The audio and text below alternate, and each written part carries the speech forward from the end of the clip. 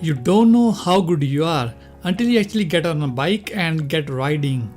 Welcome to PCB design tutorial with OrCAD Capture and PCB editor.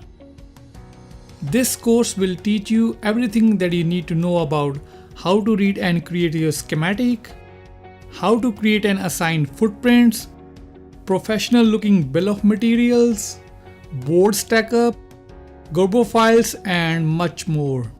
You will learn how to design professional looking Arduino Uno schematic with all the details. Arduino Uno PCB design with 2-layer board stack-up. This is the top layer and this is the bottom layer. And most importantly, 3D model of your custom built PCB. Look at the details on silk screen. If you are beginner with circuit designing, then don't worry. I divided this course into 2 parts. With the first part, we will start with really basic project with few components. This project will contain detailed explanation and terminologies that you need to know as a beginner. Once you will get comfortable with the really powerful tool, then you can easily migrate to next level, that is part 2, where we will start with Arduino Uno project.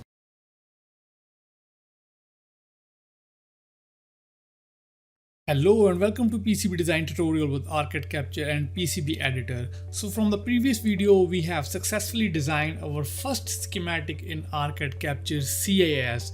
Now we are almost ready for phase 2, but before that we have to assign the footprints to each and every component that we have used in our schematic. For example, we have to assign the footprint for this 555 IC, this shift resistor and this LEDs also. Now, how we assign the footprints and how we pick the footprints from a large variety and large variation of footprints. This is now where the difficulty of using OrCAD begins, because it needs some experience and skills for everything goes perfect. So before assigning our footprints, I'm gonna give you some brief introduction. What are the footprints?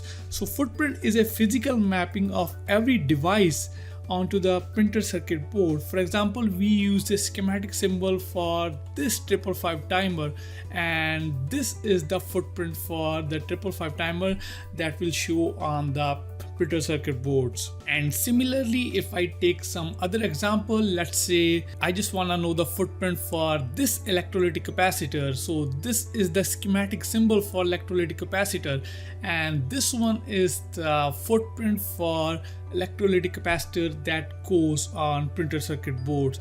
So in the similar way, we will assign the footprints to all the schematic symbols that we have used. So the schematic symbols are the pictorial representation of our component, but the footprint is the actual representation of our symbols. So in order to understand clearly, let us search from internet some examples about the footprints. So if I search for PCB footprints, and you can see we have a large variety of examples. So this is actually a footprint for some dual inline package IC. So this is some software. Let me search some good example. Yeah, this one have a lot of footprints for each and every component. This one is a footprint for 8-pin dual inline package. This one is 4-pin dual inline package, and this one is a footprint for electrolytic capacitor that has positive pin, which is shown by this square pad stack. So what is pad stack? I will explain in the next videos. So for now, just stick with the footprints. So what are the footprints? This one represents the positive symbol. This circular pad stack represents the negative pin, and this one is a footprint for some trimmer, some potentiometers. This is really good example in order to understand what the footprints are and how it looks on the printed circuit boards. Now I hope you have basic understanding what the footprints are and how it looks on the printed circuit boards. So let us go back to the OrCAD software and let's start assigning the footprints to our schematic symbols. Now before starting with the footprint, you need to decide what kind of footprint you want to use for this connector, because obviously this one is a 2-pin connector and there are large varieties of 2-pin connectors are available based upon your need. This is really depends on you. For example, how much current you want to draw or how should be the physical size of your board. That's really up to you. For example, if we start from this 5V DC connector, this is obviously a 2-pin connector, and if I search from internet for 2-pin connector, if I search for 2-pin header, yeah, these are the exact 2-pin connectors that we will use in our printed circuit board. So obviously you can use this one or this one. This one have some locking mechanism, that means you cannot interchange the positive and negative pins, but in this case obviously you can swap the positive and negative pin and you can probably damage your printed circuit board.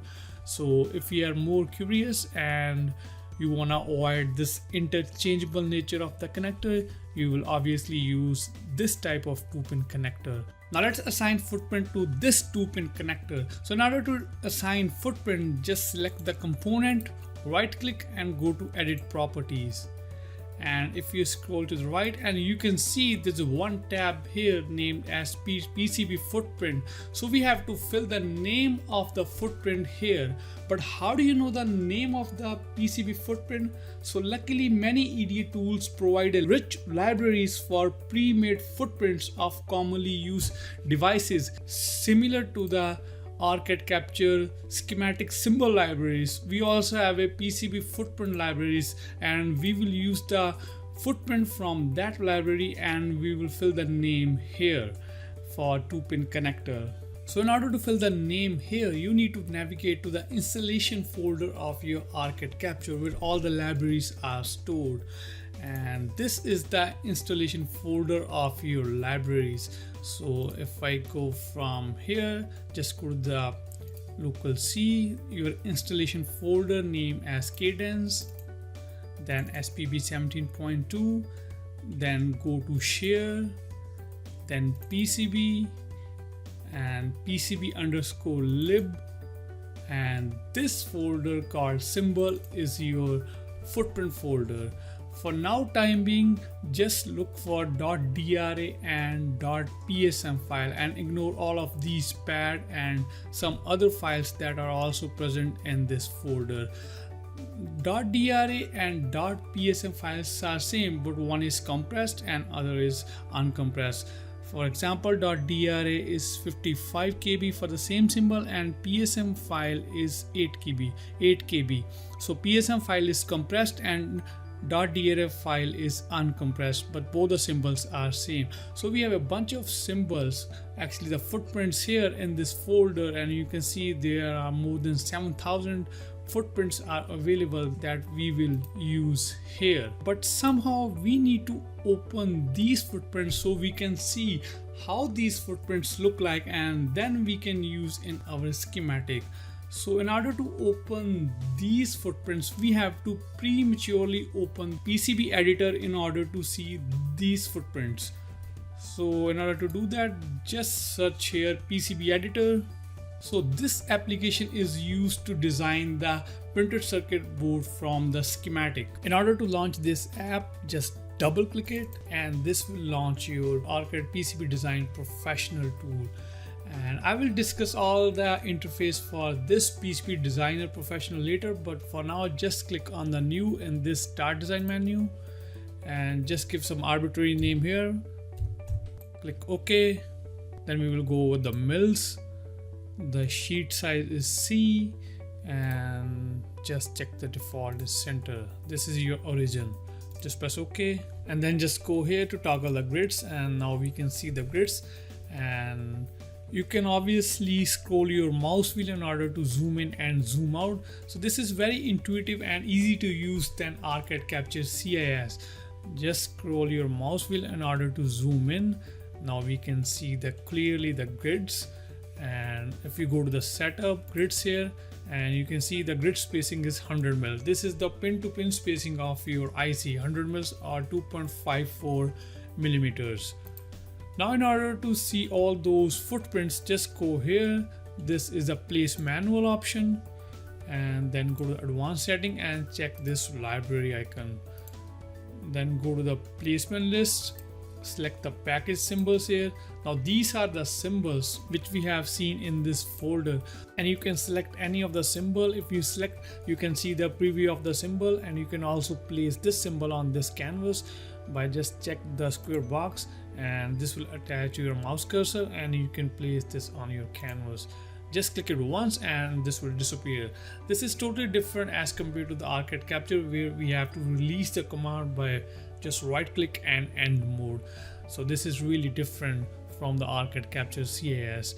Now we can see we have a bunch of symbols here, and clearly you need some understanding and some experience in order to search the symbol, because it's not easy to find the PCB footprint for your 2-pin connector here. You need to remember the naming scheme that OrCAD PCB designer has used. And moreover, I will show you in the later videos how to design your own PCB footprints, because it's very difficult to use the footprints from here.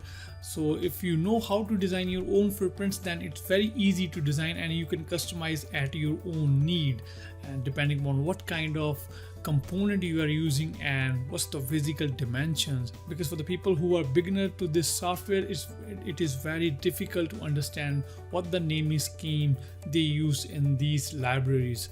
So for the 2-pin connector, I will use the jumper 2 footprint. Just type the jumper here and you can see the jumper naming scheme will appear. This is the jumper 1 and you can see the preview here, but we will use the 2-pin connector, so we will select this jumper 2, and you can also preview this symbol here, and you can zoom in, zoom out by scrolling your mouse wheel. Just place it on the canvas, right click and done. Now you can see the pin to pin spacing is 100 mm, and you can verify from this grid size. And you can also engage the measure tool here. This is the measure tool here, which is denoted by this alphanumeric 1 2 3, and you can click it and you can engage the measure tool. Click on the 1 pin and then click on the 2nd pin, and this will tell the difference between these 2 pins.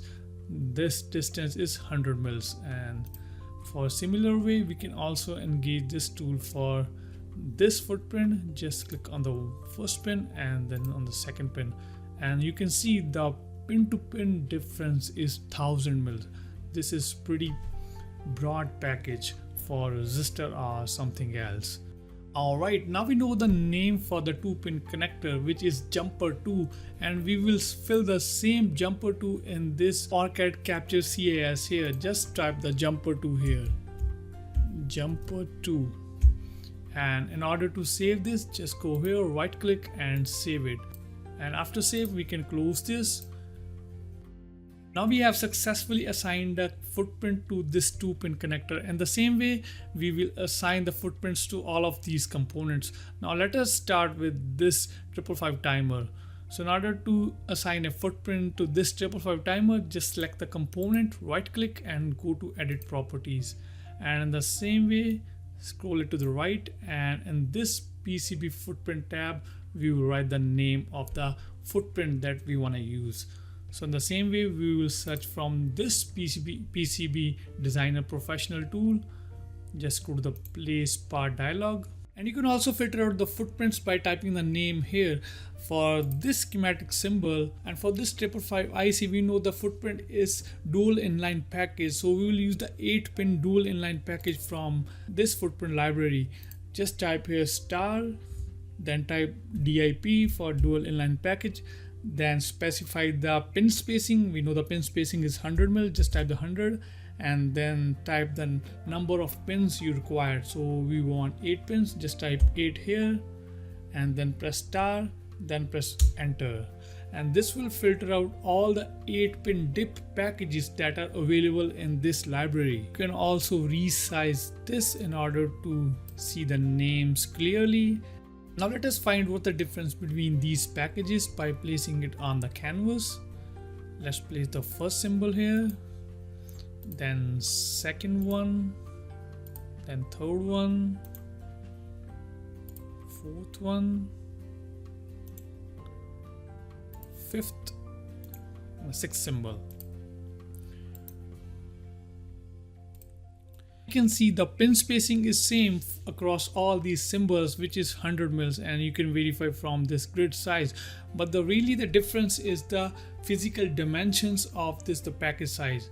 And let's say we will use the first symbol here, because this is really compact and this will need very less space on your PCB. Just note down the name of this package symbol and we will fill the same name in the OrCAD capture here in this tab here. Now I will type the name here. DIP 100 is the pin to pin spacing. Then we want 8 pins and just type W. Width, that means width was 300 mils and length was 400 mils. And you can also verify this package we use in our schematic symbol. So this was the dip. 100 is the pin to pin spacing, and this 8 shows the number of pins. W represents the width of the package, that is 300 mil for this package, and 400 represents the length of this package. Now right click, save, right click, close it. Now we have successfully assigned the footprint to this 555 timer. Now move on to the second component. This one have 14 pin, so we will use the dip 14 package for this shift resistor. Just search for the dip 14, and the same way just type the 14 here and then press enter, and this will filter out all the 14 pin dip packages that are available in the library. So we'll use the first one. First one seems okay. Right click, done, and you can see the package here. The pin to pin spacing is 100 mil, and in the same way the width is 300 and the length is 700 mils. So just type the name here in the OrCAD capture. Just select the component, right click, go to edit properties and fill the name under the PCB footprint tab. So let us verify again. Yeah, we are done with this footprint. Right click, save it, right click and close it. Next, let us search the footprint for this capacitor.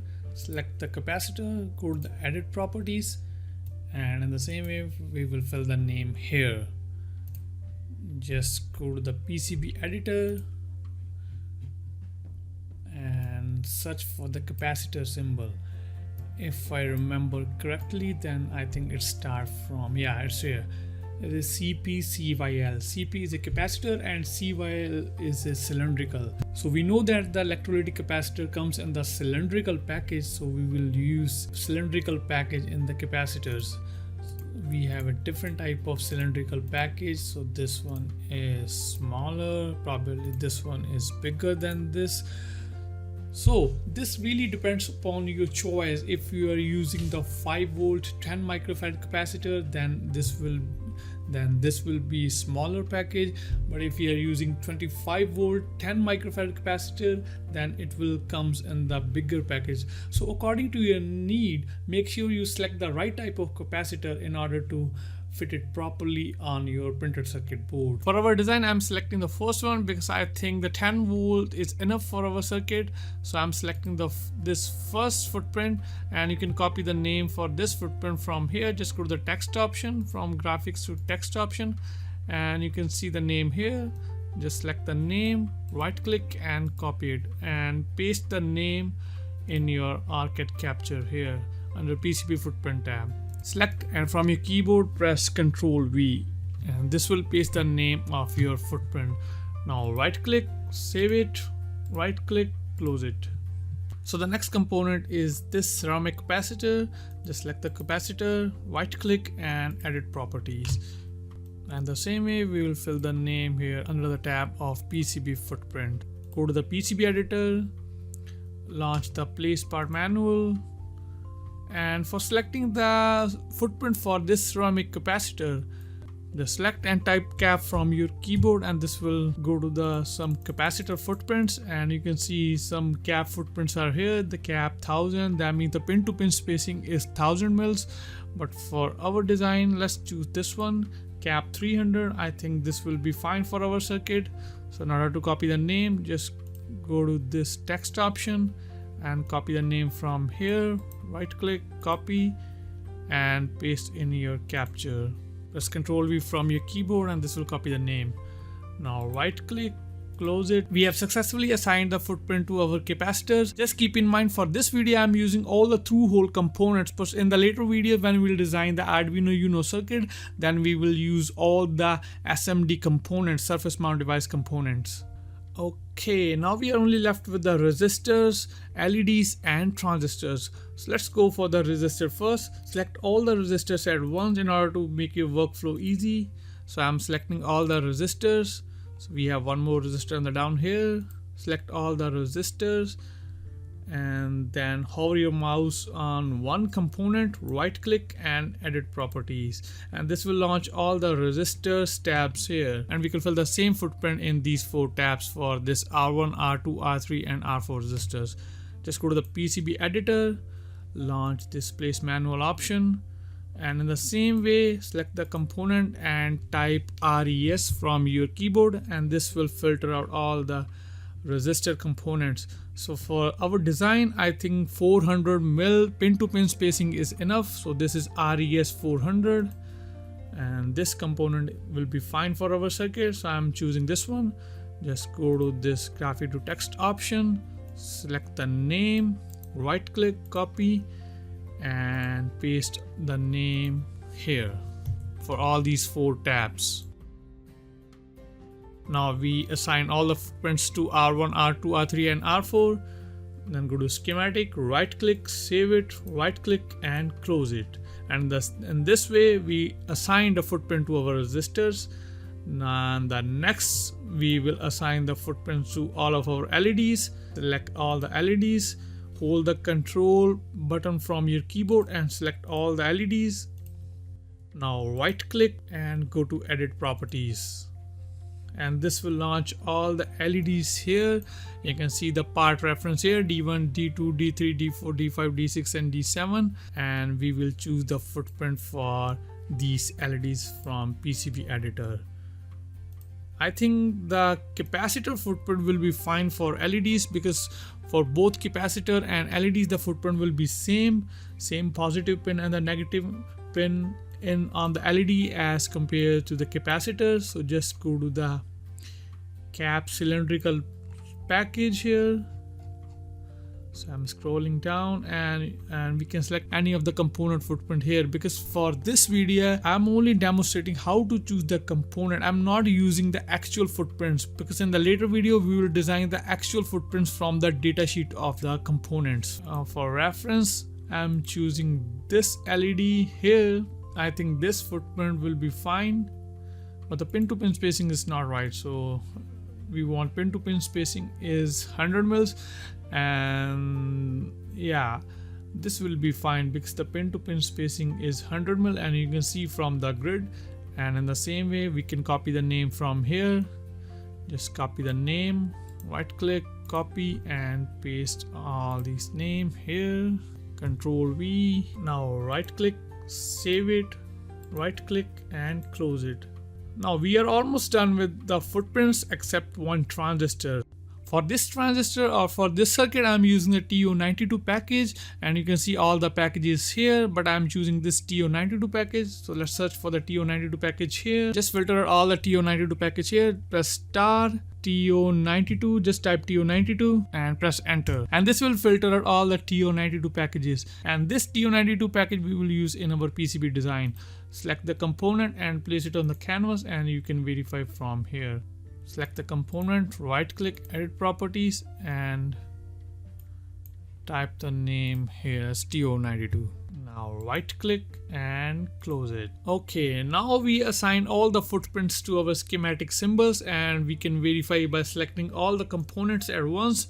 Just select all the components, and this will select all the components, and press Ctrl E from your keyboard, and this will launch the same dialog which we go from right click to edit properties, and this will launch the same here. Now select this small parts option and you can see all the footprints here, and we successfully assigned all the footprints to capacitor and these 7 LEDs, This one is our connector, which is 5-volt connector. This one is transistor. These 4 are resistors, and these 2 are 555 timer and 74164 shift resistors. And we successfully assigned all the footprints to our components. Now I'll see you in the next video. Thank you so much.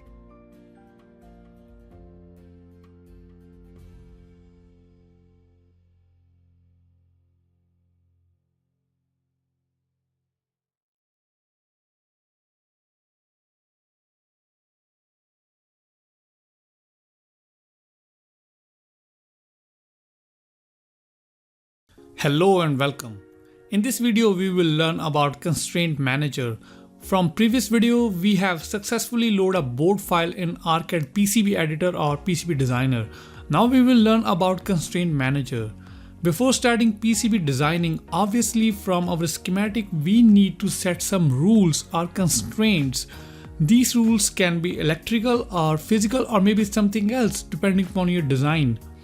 But in general way, then these rules will be your track thickness, spacing between 2 tracks, maximum length of your track, and many more.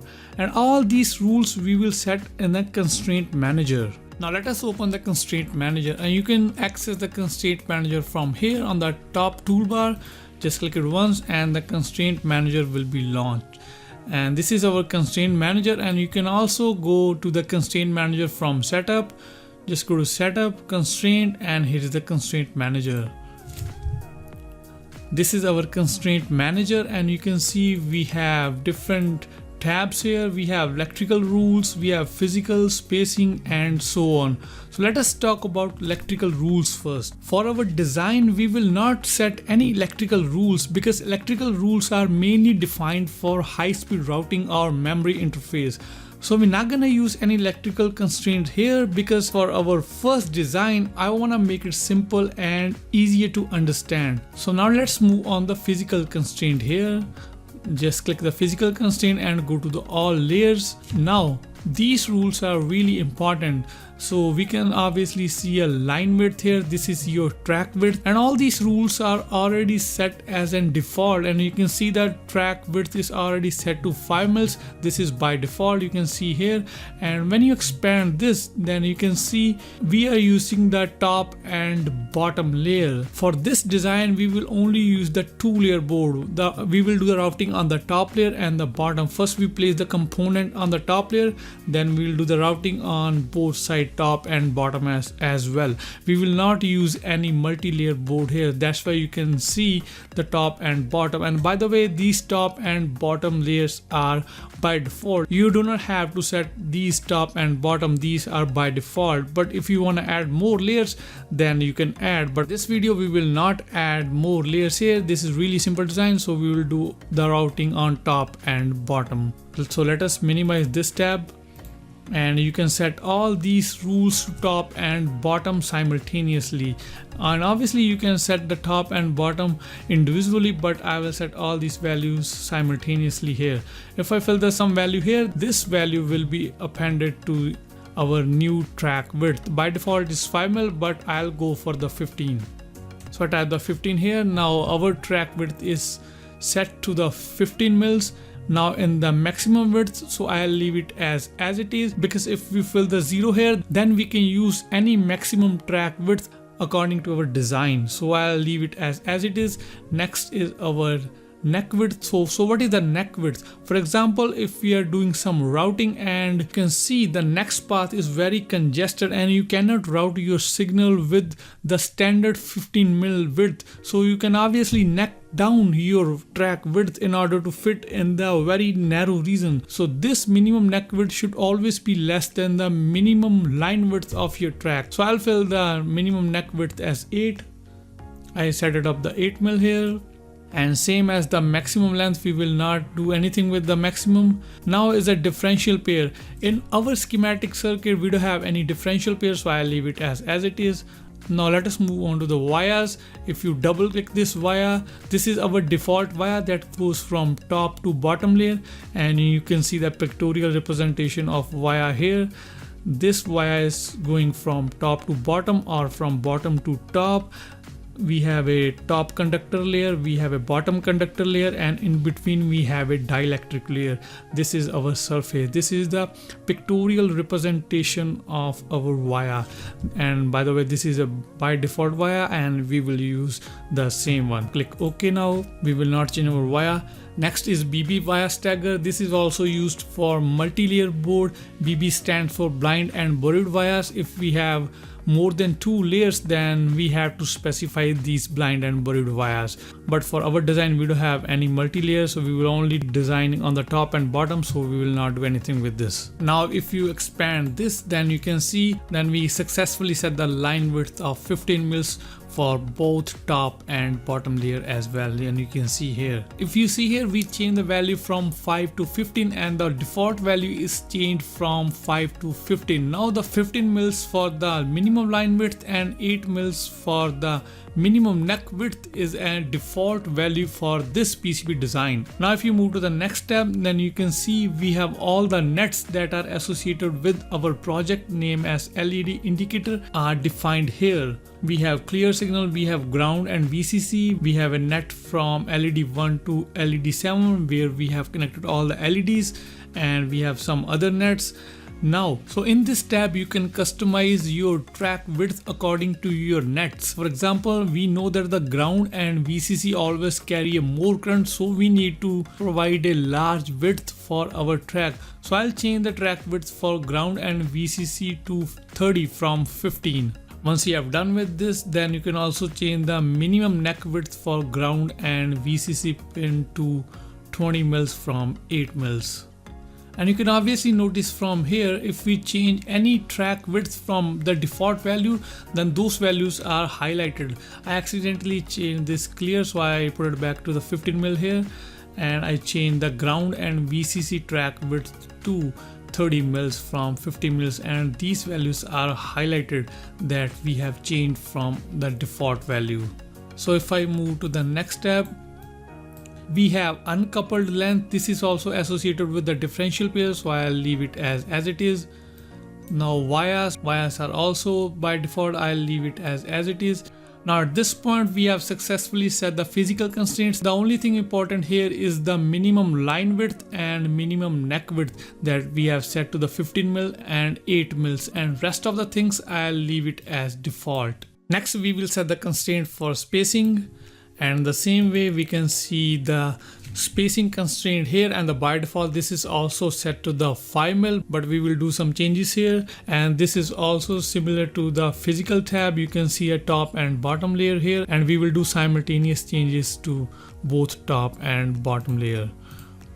So if I change the value in the first tab here, you can see this is a line to all. That means this constraint is for line to line, line to through hole pin, line to SMD, line to test pin, line to through via, line to blind and buried via, line to test via, line to shape, and line to bond finger. If I put some value here, then this will be automatically appended to all of these tabs. So I'll type the 8 here, and this will append to all of these tabs.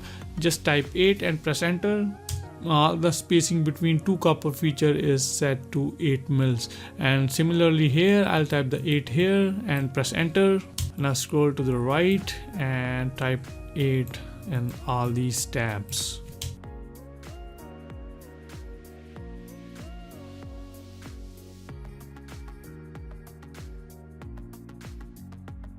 Now we have successfully set the 8 mil spacing between your two copper features. Now if I go to nets, then we can see all the spacing are also set to 8 mils, and we can also customize according to the each and individual nets if we want. Now let's move on the same net spacing, and in the same way we'll set everything to the 8 mil here also. Just type 8 and press enter. Same for the SMD pin to all. That means spacing between your SMD pin and all of your copper features. Just type 8 and press enter. So our circuit, we don't have any BB wire, we don't have any test wire shape, we don't have any shape, but we will set everything to 8 mils. And we have successfully set everything 8 mils, and we can also see we set this for both top and bottom layers by expanding this tab here. Now we have pretty much set everything in the constraint manager. There is a no save and apply option here. You can simply exit from this window by just clicking it here. And there is one more feature I just wanna discuss about this constraint manager here. You can also import and export all these settings to a file. So every time you create a new design, you can import setting in the constraint manager from your previous schematic or from your previous design. So now I will export these settings to a file and we will reuse these settings in our next schematic or next PCB design. So in order to export all these settings, just go to the file, export and constraints here, and now browse the location where you want to save all these settings. So I'll save everything in the same folder and under OrCAD tutorial by the same name as LED indicator. Just press save and it say your file is already exist because I already created this file. Just click yes if you have already this file, and then now you can see we have created a constraint file in the same folder where we have saved our project. And this is the file with the extension of DCFX is your constraint file, and you can import these settings in your next schematic or next design if you want. Now let's go back to the PCB editor, and we have set everything in the constraint manager. The most important was your physical tab where you set the line width, and next is your spacing between your two copper features. Now you can simply exit from this window. Now you can see there is a small marker on the bottom right corner with the name of DRC. This is your design rule check marker. Whenever you violate the constraint which you have already set in the constraint manager, then this DRC marker will turn into the red color. And you can also update this DRC marker by just right click and click on the update, because sometimes it will not automatically update, so you have to update it manually. Just right click and click on update, and this will update your DRC marker, so you can check the violation of your constraints from this DRC marker. So that's it for this video. I'll see you in the next video.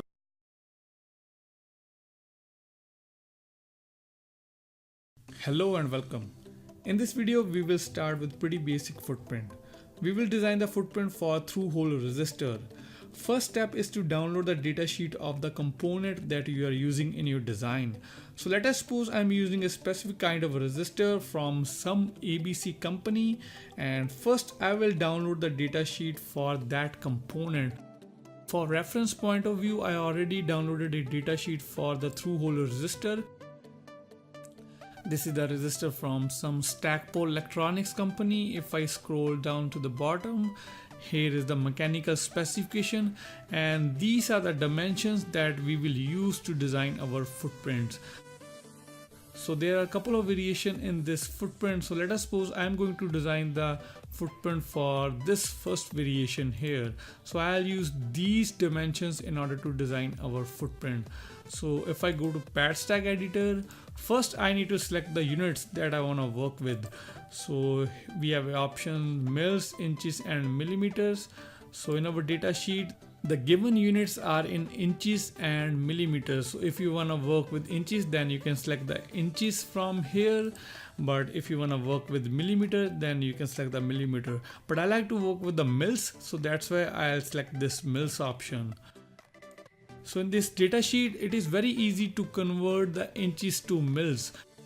So if I multiply this value with 1000, I'll get the value in mils. But if you are not comfortable with the multiplication and division, you can also use some online converter. If you go to the Google and type inches to mils, and this is the value that I typed 0.016 in inches, and this is the value in mils. So it is very easy. If I multiply this value with 1000, I'll get the value in mils here. That's why I'll use the mil unit in order to design our footprint. I already selected the mils here, and next we are going to design a footprint for through-hole resistors. So that's why I'll select this one. Next we will need to select the pad geometry. The pad geometry for through-hole resistor should be circular. You can also see from here. Next is a drill diameter. So from our data sheet, the drill diameter Actually, this is the lead diameter, and our drill diameter should be slightly greater than this lead diameter. I'll go for 20 mils for our drill diameter here. So I'll specify the 20 here. And in the drill tolerance should be between 3 to 5 mils, but in our datasheet the drill tolerance is already mentioned, so I'll use this value. This is the 3 mils here, so I'll type the +3 in positive tolerance and -3 in negative tolerance. Next, we will decide whether this hole is plated or non-plated. So this is a plated, so I'll leave it as default. Next is a secondary drill, so we are not using any secondary drills. Next is a drill symbol, so this is a circular, so drill figure should be D, and drill diameter figure should be slightly less than this drill diameter, so I will choose the value as 16 here. So this drill figure we will see in our PCB editor when we will use this component in our design. Next is a drill offset. We are not going to use any drill offset. Next we will specify the conductor diameter. If you select this top layer, so geometry should be circular, and this diameter I'll type the 40 here, and this diameter should be at least 20 mil greater than our drill diameter here. So our drill diameter is 20 mils and this design diameter should be 40, at least 20 mil greater than our drill diameter. Now you can see the pictorial representation here. This is our drill diameter and this is our actual pad diameter. This blue color layer is our conductor layer. And now for end layer should be same. I'll copy this and I'll paste everything here. Next is thermal pad and anti-pads, and these thermal pads and anti-pads should be slightly greater than this regular pad. So if I select this thermal pad and I select the geometry as a circular, and this diameter should be slightly greater than this regular pad. So I select the 45 here, press enter, and I'll copy this and I'll paste everywhere else.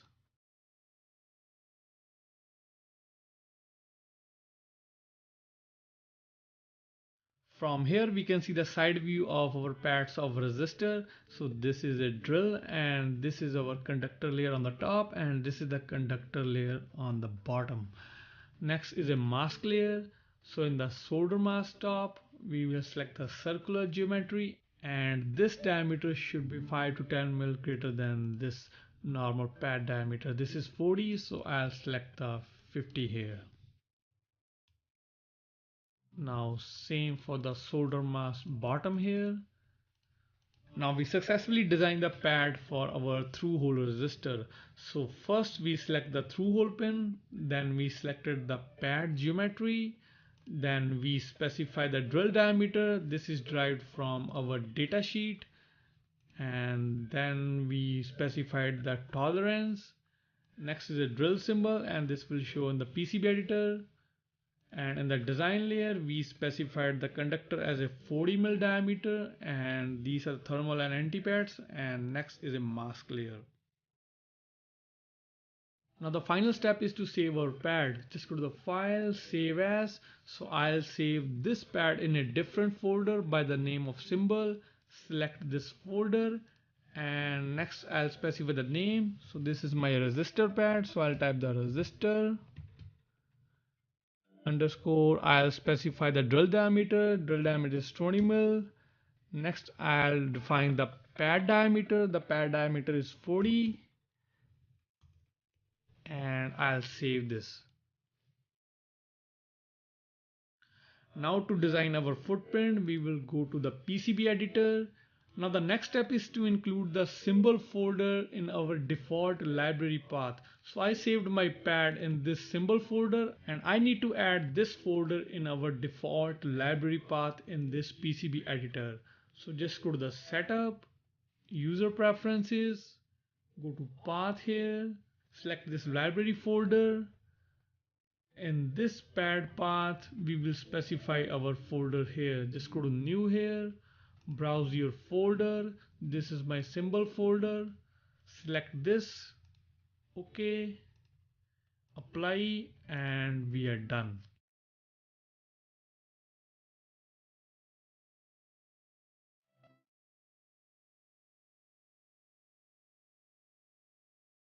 Now the next step is to include the symbol folder in our default library path. So I saved my pad in this symbol folder, and I need to add this folder in our default library path in this PCB editor. So just go to the setup, user preferences, go to path here, select this library folder. In this pad path, we will specify our folder here. Just go to new here, browse your folder. This is my symbol folder. Select this, OK, apply, and we are done. The next step is to design the footprint from our pad. Just go to the file, new. Now I'll select the package symbol wizard. So we have two options. First, I will design our footprint with this package symbol wizard. Now browse the location where you want to save your footprint, and I'll save my footprint in the same symbol folder. Next, specify the name of your footprint. This is my resistor underscore T. T stands for through hole. Click open. Now click OK. Now in this wizard, we can select the predefined package type. So this is our through hole discrete component. Now click next. Next, we will load our default template. Just click on this load template. Now the templates are already loaded. Now click next. So we want to work with mils, and next is a reference designator. So this is a resistor. So I'll select the R. Now click next. Now in this tab, we will specify the dimensions from our data sheet. First, I will specify the package width. This is specified by E. If I go to data sheet, so this is my package width, and this is 130 mil here, and I will specify the 130 here. Next, I will specify the package diameter, this D here.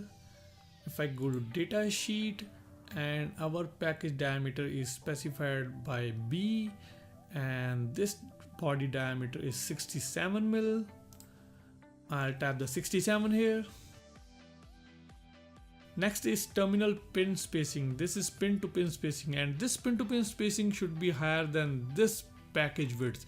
So the package width is 130, and our pin to pin spacing should be at least 100 to 150 mils greater than this package width. If I go to data sheet here, so this pin to pin spacing is not specified in our data sheet, so I will select as around 25 mils here. Now click next, and here we need to select the pad that we have already created in our pad stack editor. Just browse the location, and here just type the name that you already specified. I specified as res underscore 20 underscore 40.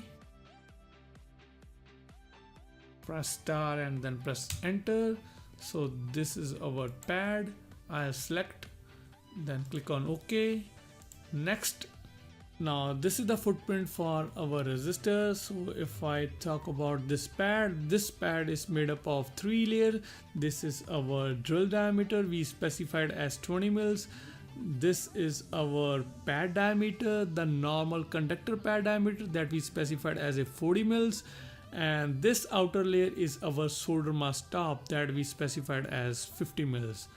Now this is our reference designator, and this second R is the value of this resistor, and these star will be replaced directly from your OrCAD capture CIS. For example, if your reference designator for your resistor is R3, or R2, then this star will be replaced by your 2 or 3 from your OrCAD Capture CIS, and similarly this star is also replaced by the value of your resistor. Now if I talk about boundaries, so this is the actual boundary that we will see on our silk screen.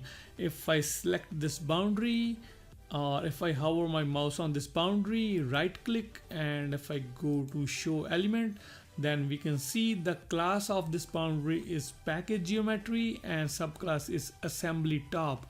This is our silk screen layer, and this outer boundary is just for reference. This will not show on your silk screen top. This boundary is used to prevent the other component to overlap with these pads in order to avoid any DRC errors. Now save your footprint file and click on save. Click yes. So that's it for this video, and I'll see you next video where we will create the footprint for surface mount resistor. Thank you.